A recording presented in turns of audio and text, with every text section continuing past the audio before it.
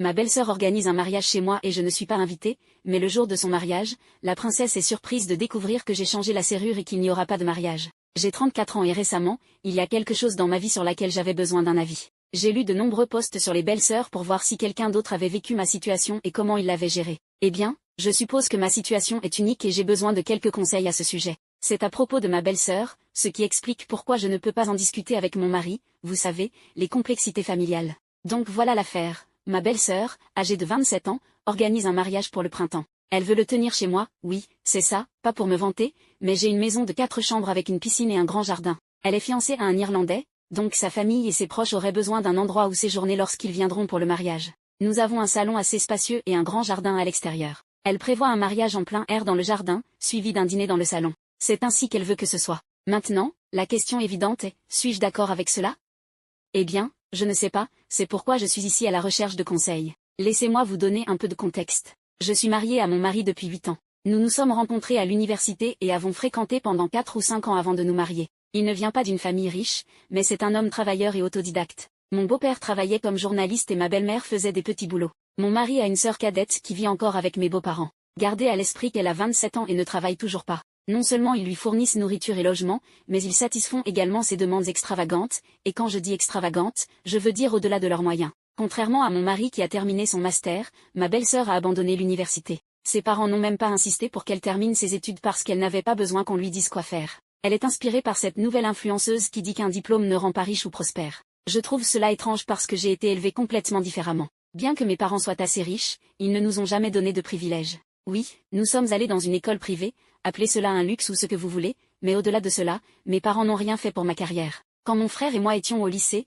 papa nous a dit de décrocher une bourse ou de prendre un prêt étudiant. Il n'allait pas payer pour notre université. Nous détestions cela et pensions que notre père était radin. Nous avons étudié dur et avons obtenu des bourses. Maintenant que je suis plus âgée, j'ai réalisé la sagesse de leur éducation. Cela nous a rendus autonomes, surtout après avoir vu ma belle-sœur. Je suis convaincue de l'importance du rôle des parents dans la vie d'une personne. Quand j'ai eu mon premier emploi juste après l'université, je suis devenue folle de fêtes et de vacances, mais papa m'a assise et m'a montré quelques bonnes propriétés. J'étais heureuse qu'il lâche enfin un peu d'argent de ses mains collantes, mais ce n'était pas le cas. Il voulait que j'achète la maison moi-même. Il a payé la compte. Il m'a expliqué l'importance d'avoir ma propre maison et le plus tôt serait le mieux. Il m'a conseillé de louer la moitié de la maison pour m'aider avec l'hypothèque. Je possède cette maison aujourd'hui, ce dont je suis ravie étant donné les prix de l'immobilier actuellement. Je pense que si je ne l'avais pas acheté, je n'aurais pas pu obtenir une propriété aussi spacieuse à ce prix. Si je dois parler de ma relation avec mes beaux-parents, elle a été plus ou moins acceptable. Nous ne nous voyons pas très souvent, ils vivent de l'autre côté de la ville et je mène une vie très occupée. J'ai encore un lien décent avec ma belle-mère,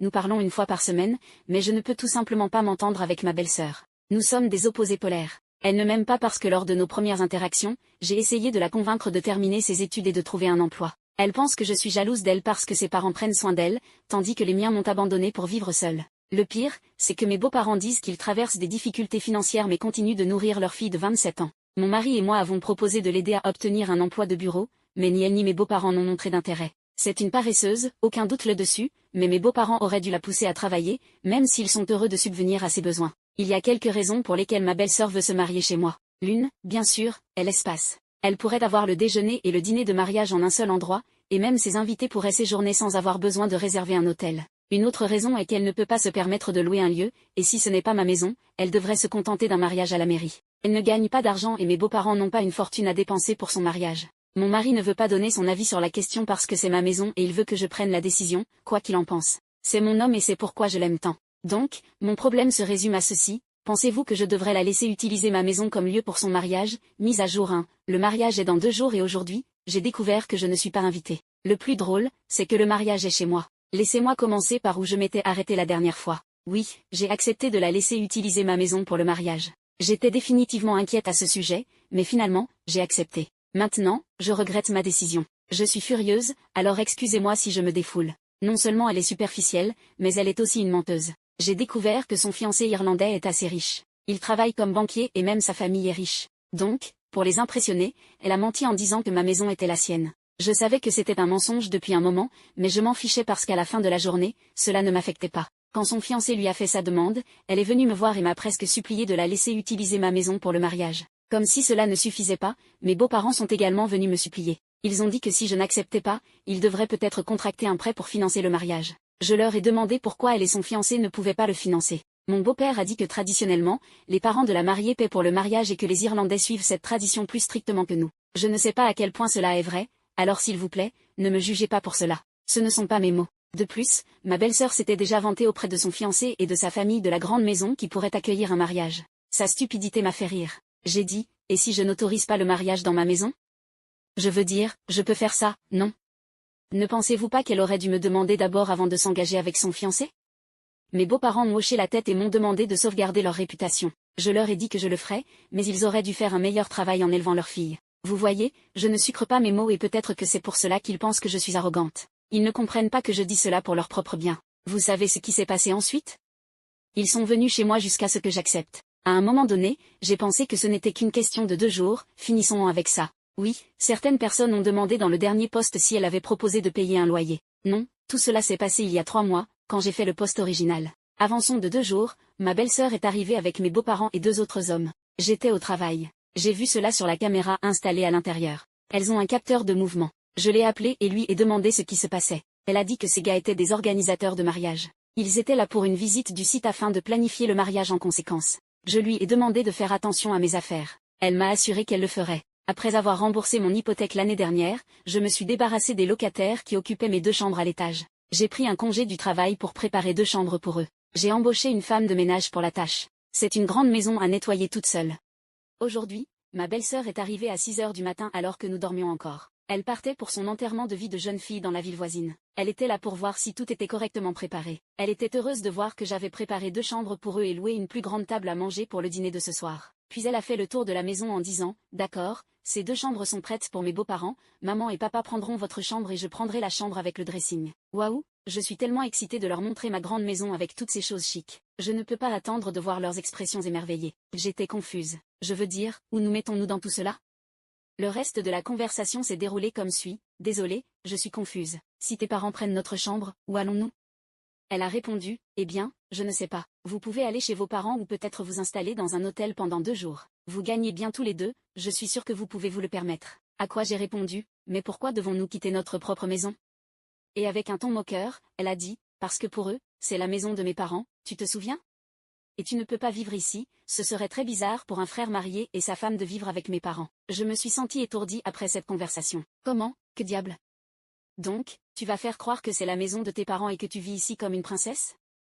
J'étais déjà assez en colère. J'ai pris un air sérieux et j'ai demandé, « Donc, selon ton conte de fées, où vivons-nous au cas où tes beaux-parents nous poseraient la question ?» Elle a répondu, « Oh, ils ne le feront pas. Je veux dire, comment le sauraient-ils? Vous ne serez pas là, n'est-ce pas? Et qu'en est-il de nos affaires, de nos photos? Qui saura que ce sont vos affaires?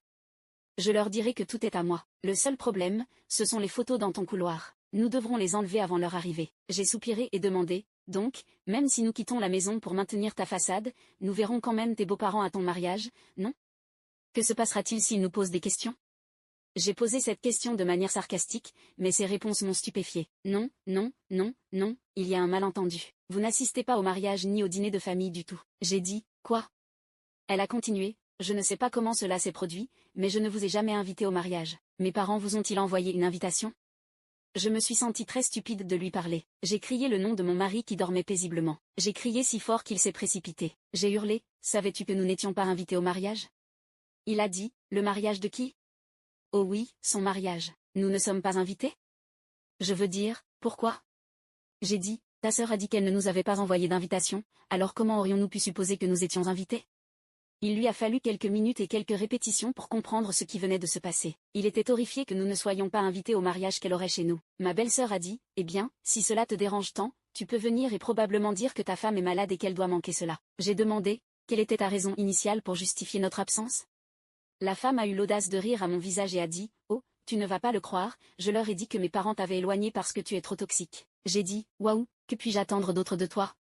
Je suis sortie en colère de ma chambre sans rien dire d'autre. C'était inutile de perdre du temps à lui parler. Mon mari m'a suivi et m'a assuré que c'était toujours ma décision si je voulais mon consentement à ce moment-là. J'étais trop en colère pour penser clairement. J'ai besoin de me calmer pour prendre une décision rationnelle. C'est pourquoi je me suis assise pour mettre à jour ici en pensant que cela pourrait m'aider, et cela m'a aidé. Je me sens beaucoup plus légère, mais cela ne signifie pas que je vais céder aux demandes de la princesse. Je ne sais pas quoi faire maintenant, mais je ne vais certainement pas quitter ma maison pour participer à son tissu de mensonges. Peu importe ce qui se passe, je mettrai à jour ce fil. Vous pouvez compter sur moi. Mise à jour 2, salut les gars, merci d'avoir interagi avec mes posts. Oui, tout le monde avait raison de dire que la princesse gâtée vit dans un monde d'illusions. Tout d'abord, laissez-moi répondre à quelques questions courantes des commentaires. Comment ma belle-sœur peut-elle accéder à ma maison en mon absence après que j'ai accepté de la laisser l'utiliser pour le mariage?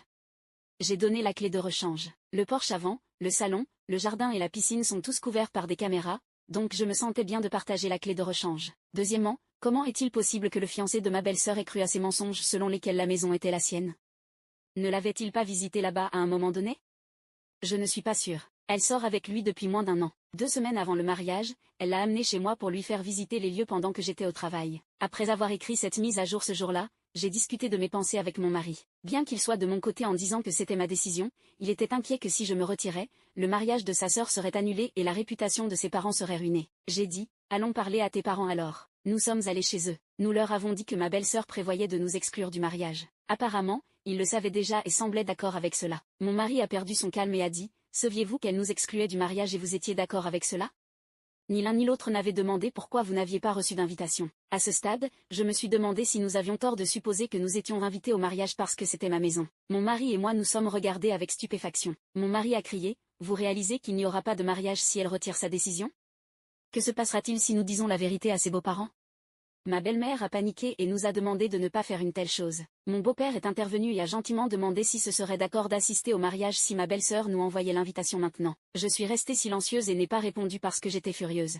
Mon beau-père a insisté pour que ma belle-mère contacte ma belle-sœur afin de lui demander de nous envoyer immédiatement l'invitation au mariage ainsi que de présenter des excuses pour l'absence de notre invitation. Ma belle-mère, visiblement nerveuse, a hésité un moment avant de faire l'appel, surtout sous le regard sévère de mon beau-père qui attendait avec impatience une résolution de cette situation. Finalement, elle a composé le numéro et a mis le téléphone en mode haut-parleur, comme l'avait ordonné mon beau-père. Quand ma belle-sœur a répondu, elle était en plein milieu de sa séance de spa et n'a pas du tout apprécié d'être interrompue. En entendant la demande, elle est immédiatement devenue hostile. Elle a clairement exprimé son mécontentement et son irritation, affirmant qu'il était hors de question qu'elle nous invite, et encore moins qu'elle s'excuse. Selon elle, si je me rendais à son mariage, je risquais de voler la vedette. Elle a ajouté que je serais une source de distraction, en me qualifiant de « sorcière » et en disant que je me croyais trop intelligente, en train de parler de carrière et d'investissement pour attirer l'attention. Elle a insisté sur le fait que le jour de son mariage devait être entièrement centré sur elle-même, et que ma présence ne ferait que la faire passer pour une idiote. Elle a conclu en affirmant que je ne serais pas autorisée à assister à son mariage, puis elle a abruptement raccroché. Énervée et blessée par ces accusations,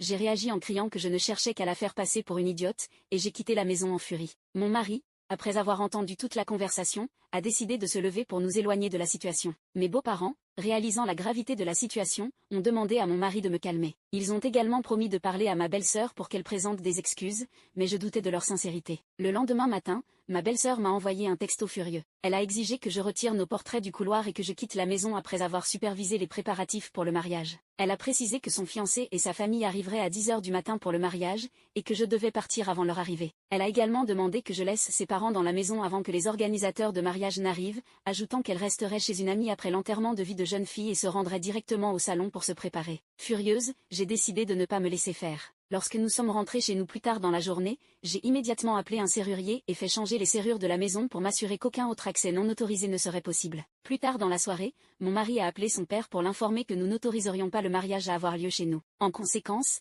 il a dû chercher un autre lieu pour l'événement. Il a essayé de contacter ma belle-sœur, mais elle était trop occupée à faire la fête à son enterrement de vie de jeune fille pour répondre. Mon beau-père, en panique, a tenté de comprendre la situation et a demandé des conseils sur la manière de procéder. Mon mari lui a suggéré de sauver la face en appelant les invités pour annuler l'événement en donnant une explication appropriée, car nous ne permettrions pas que le mariage se tienne à la date et au lieu initialement prévu. Le jour des préparatifs, vers 6 h du matin, l'organisateur de mariage a sonné à notre porte pour commencer les préparatifs. Je lui ai expliqué que la maison n'était plus disponible pour le mariage. Il était clairement déconcerté et a mentionné que ma belle-sœur et son fiancé avaient réservé la maison pour ce jour. Je lui ai conseillé de contacter directement ma belle-sœur et son fiancé pour clarifier la situation. 1 heure plus tard, le fiancé de ma belle-sœur est venu frapper à ma porte. Il m'a demandé si ma belle-sœur était chez nous, car elle ne répondait pas à son téléphone. Je lui ai expliqué que non, elle n'était pas ici, car ce n'était plus sa maison. Le fiancé, perplexe, a essayé d'expliquer que le mariage était prévu dans notre maison. Je lui ai confirmé que, effectivement, c'était ma maison, mais que le mariage n'aurait pas lieu ici car j'avais changé d'avis. Il est parti confus, ne sachant que faire. Vers 9 h du matin, ma belle-sœur est arrivée en furie, frappant violemment à la porte et criant des insultes. Je n'ai pas répondu tout de suite, alors elle a appelé mon mari pour lui dire que j'avais chassé l'organisateur de mariage. Mon mari a réitéré que la maison n'était pas disponible et que le mariage devait être déplacé. Ma belle-sœur, en colère, a continué à tambouriner sur la porte et à crier, menaçant de violence. Un voisin, inquiet par le tumulte, a appelé la police pour signaler la situation. Pendant que la police se dirigeait vers chez nous, ma belle-sœur, n'ayant pas de voiture et étant arrivée en Uber, a dû attendre dehors. Elle est finalement partie en courant avant que la police n'arrive, évitant d'être trouvée. J'ai ouvert la porte et discuté avec le voisin avant que la police n'arrive. Je leur ai expliqué la situation, et ils ont été dirigés chez mes beaux-parents pour chercher ma belle-sœur. Mon mari, exaspéré par les appels incessants de ses parents, a décidé de les bloquer et de couper tout contact avec eux. Nous avons pris la décision de nous éloigner complètement de cette famille toxique. La situation avec ma belle-sœur et mes beaux-parents est devenue trop difficile à gérer, et nous avons décidé de nous concentrer sur notre propre bien-être. À ce jour, nous ne savons pas ce qu'il est advenu de ma belle-sœur après les événements. Mes beaux-parents continuent à essayer de nous atteindre pour exprimer leur mécontentement et leur désapprobation, mais nous avons choisi de ne plus leur accorder d'attention. Le mariage de ma belle-sœur a été annulé, et nous sommes soulagés de ne plus être impliqués dans ce drame familial. Nous espérons simplement que tout cela est désormais derrière nous et que nous pouvons avancer sans plus de conflits.